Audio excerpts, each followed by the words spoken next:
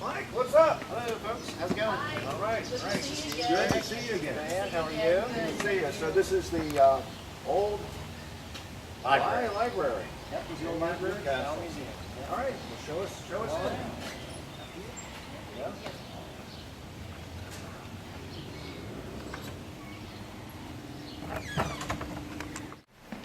Wow, this is beautiful. Diane, look at all that wood. This is nice. Isn't that something? This is really cool. Wow, that's really something to see. It's got a skylight and the whole thing. This is awesome. Wow.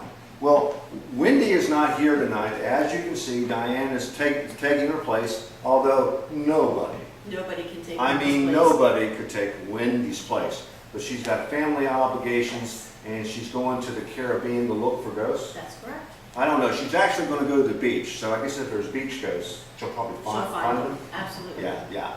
So, okay, Mike, so tell us about this. This is a great, I mean, it's just all the Yeah. books, it's something. It is. It's a great building. It was built in 1892, and it was the town's second library. The first one was across the street in the Academy building. The library was established in 1810. By 1892, it had outgrown the space.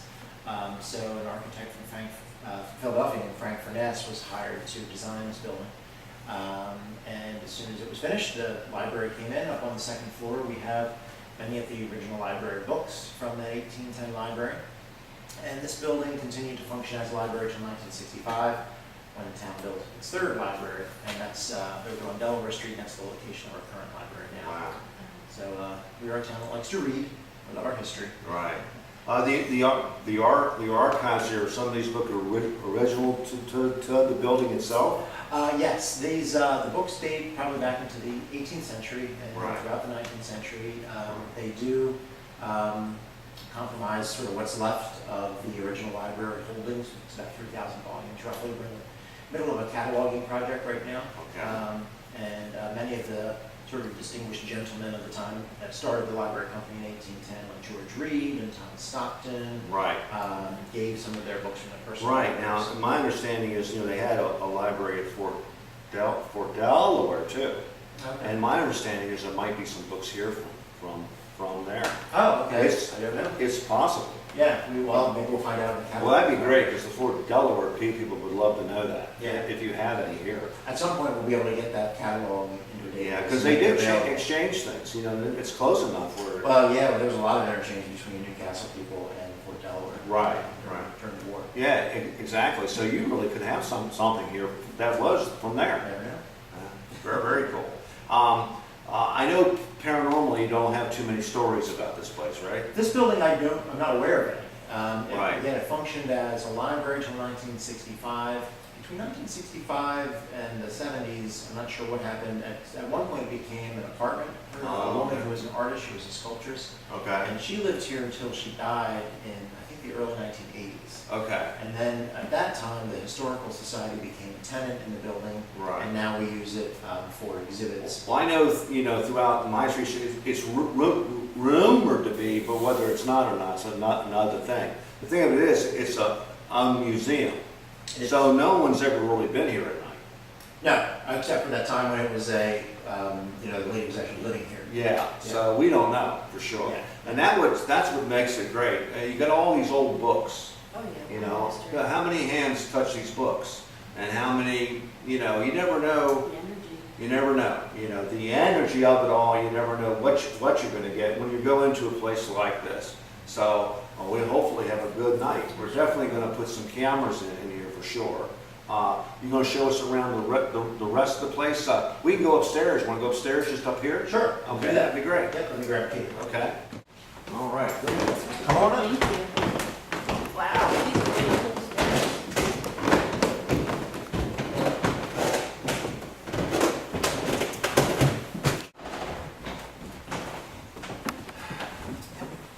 Wow. Really huge. So this is the upper deck, so we're definitely going to put some cameras shooting across here and down for sure. And this is kind of neat because they have like two floors. Yeah, this is the balcony section, as we refer to it. And like I said, there's about 3,000 volumes up here. Back when it was an operating library, I understand this was the children's section. Oh, this was the kids here? Yep. Okay. There are people here in town, of course, that still remember it as the library, because they grew Right. up here in town. They remember coming here as students and as adults, Right. because it wasn't really that long ago. So. Right, right. Wow, this is something. Okay, so you have a basement We here? do have a basement as well. Okay, so I understand there's names of students that wrote on the wall? Yeah, they wrote it on a pillar down there. So Oh, you I can want to see take a that. look. Yeah, That sounds cool. Did they date them? they did. Okay. We'll go down and check it out. Does this remind you of a movie you once saw Ghostbusters? where the books came out and all? think We're not gonna have that it's here. Ghostbusters. I certainly hope not. I'm not either. Okay.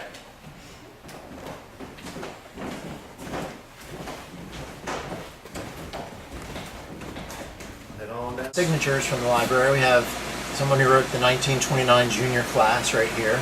Wow. Up here we have, it looks like Jack Darden from November 1919.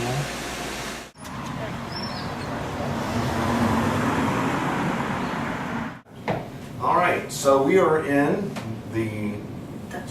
Dutch house, and this is, what room is this? Essentially the dining room as it's furnished now.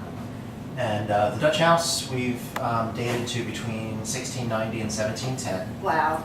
So we'll call it 1700, is what the difference. So it's one of the oldest houses in the state. Yeah, really the only well-documented older house is the Reeves Old House, which I think you've Which been I to. did, yes. So I've heard of this house, and people have seen things in the windows, but they really haven't had a paranormal team in here to see if there's No. anything going on. No, yeah. Does have a certain feel to it. It does as soon as you walk in the But door. I mean, we can't judge by that, but it does have a feel to it. It does have a weird feel. Yeah, yeah. You know that the Silsby family, which were a family of skilled craftsmen in the 18th century, lived in the house through most of the 18th century. And we know that one of the Silsbys, the father died, and then the house passed on to his children. So, I would expect that he probably died in the house.